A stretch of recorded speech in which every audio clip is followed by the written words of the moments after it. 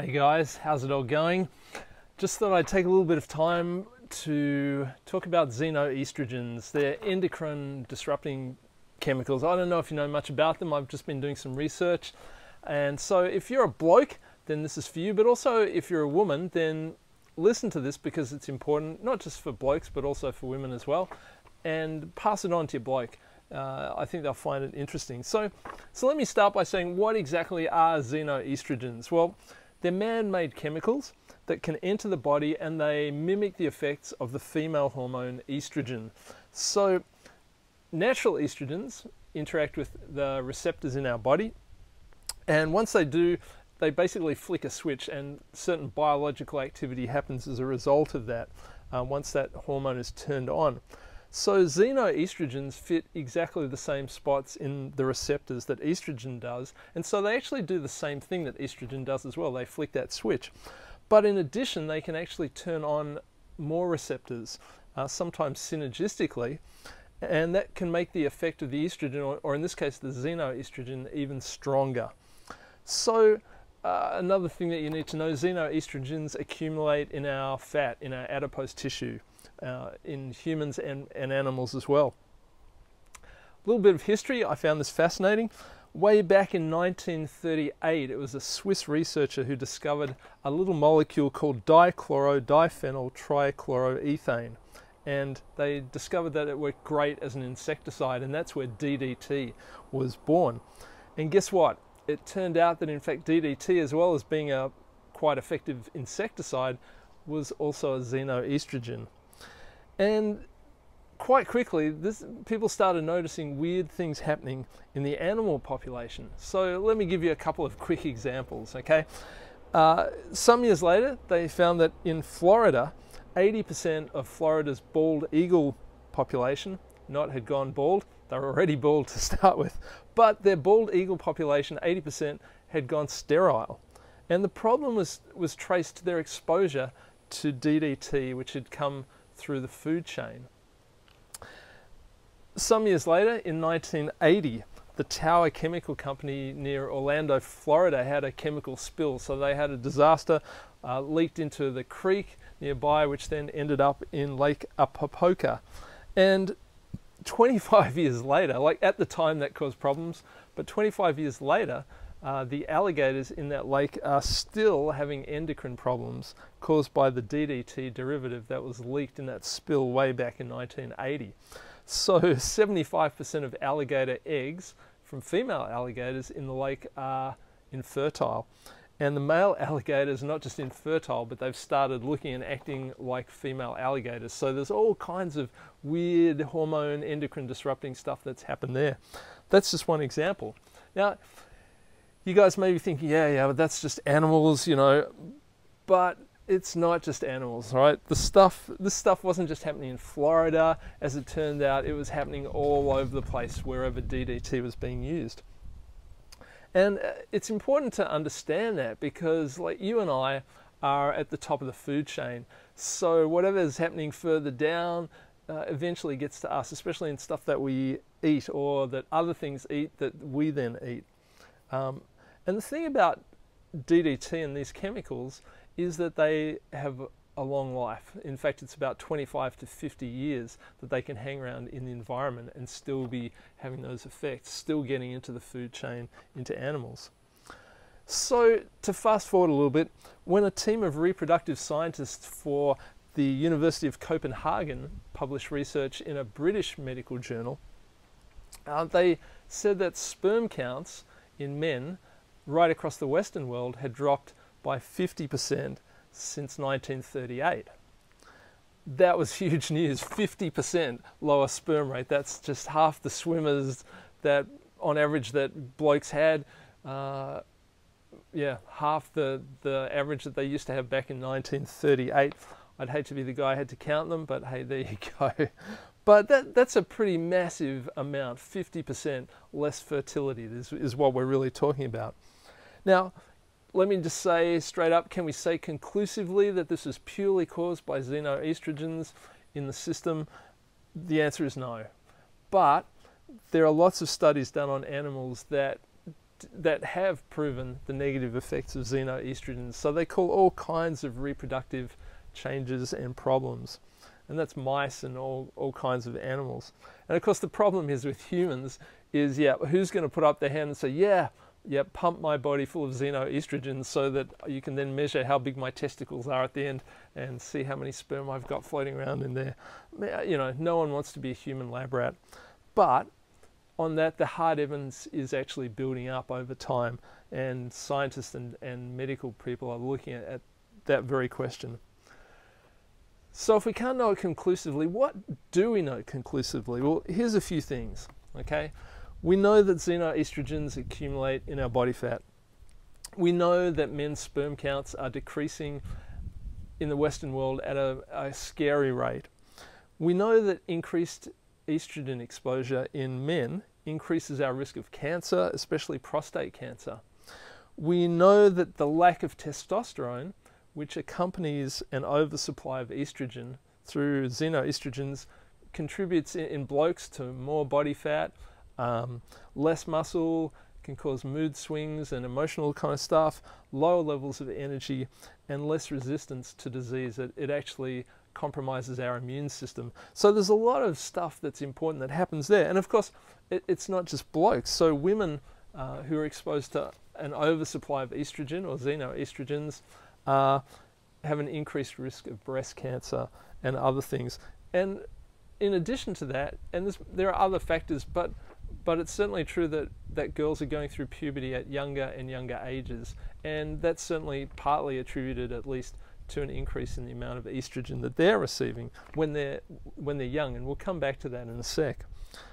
So the good news is that DDT was banned in Australia in 1987, and 30 years later, according to researchers, we're just starting to see a recovery from the effects of that in our environment. So yay, it's all good, isn't it? Well, as it turns out, not exactly. Because yes, we've reduced our exposure to DDT in our environment, but unfortunately, we've replaced these xenoestrogens in other parts of our lives. And I'll just give you a quick explanation of some of these things. So let's start by talking about plastics, okay? Several studies have shown that xenoestrogens can leach from plastic polycarbonates, and we see these everywhere. So water bottles, right? You've heard of BPAs? Well, BPA is a xenoestrogen. And so you and I need to think about, as much as we can, going BPA free. So anything which is a soft plastic may contain a BPA, unless it specifically says it's BPA free. And the studies show that heating up stuff, food, water, drinks, in plastic containers is just not good, because there's a couple of ways that things happen. One is that the BPAs actually leak out into whatever you're eating, but there's also plastic shed as well, so you end up with tiny microparticles of plastic in your food, which you're then consuming. Let's be specific. What about Tupperware? Probably not a good thing. You need to be using glass, or you need to use Pyrex or steel, or some other non-plastic oven-safe container if you're heating anything up, okay?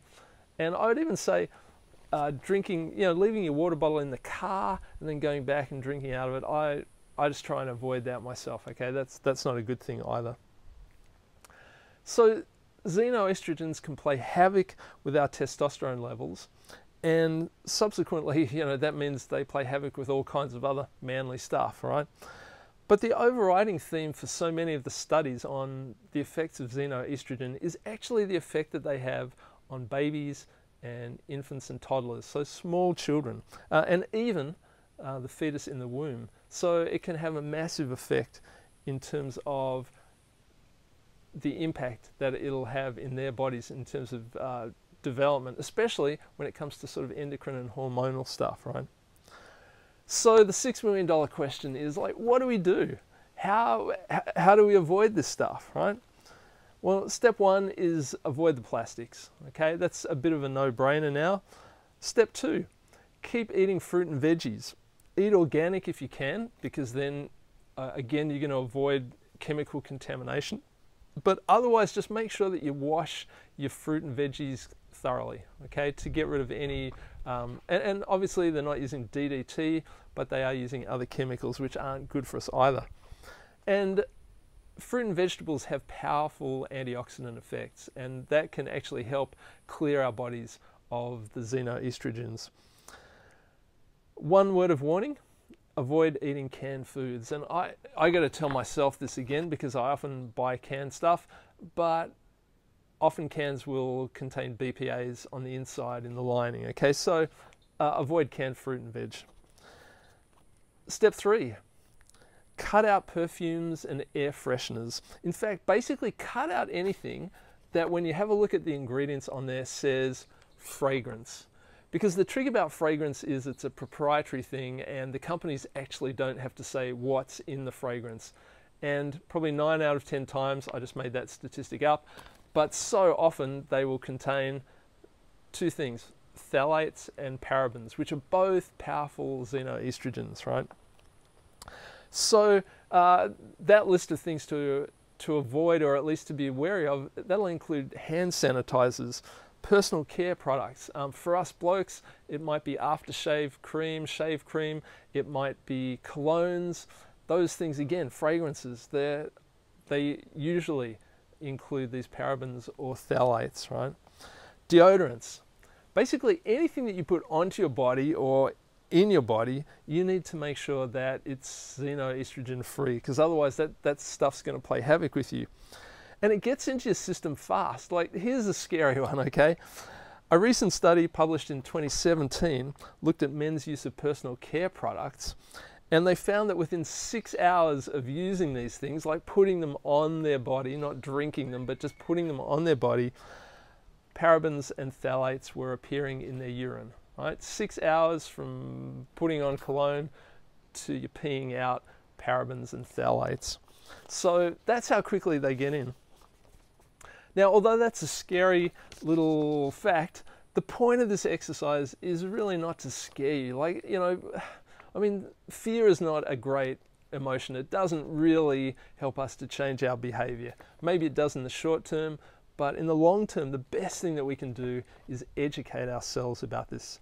Because once you know this stuff, you can start to take action to reduce your exposure to xenoestrogens and lessen the endocrine disrupting effect of them on your body.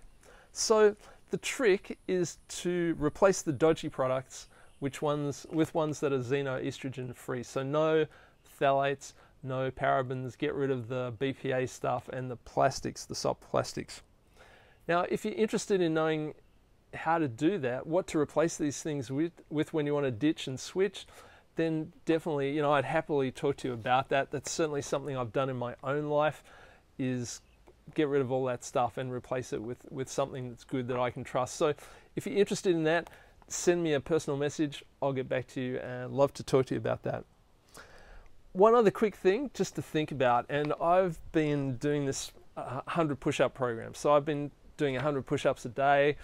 That's not so you pat me on the back, but I just was starting to get concerned about my gut. It was getting bigger and bigger, and so the thing is, getting leaner is actually a good thing too, because as I said, those xenoestrogens, they're stored away in our fatty tissue in our bodies, and so when we get rid of that fat, we actually are able to detox from the xenoestrogens that we're carrying around that are layered on in there.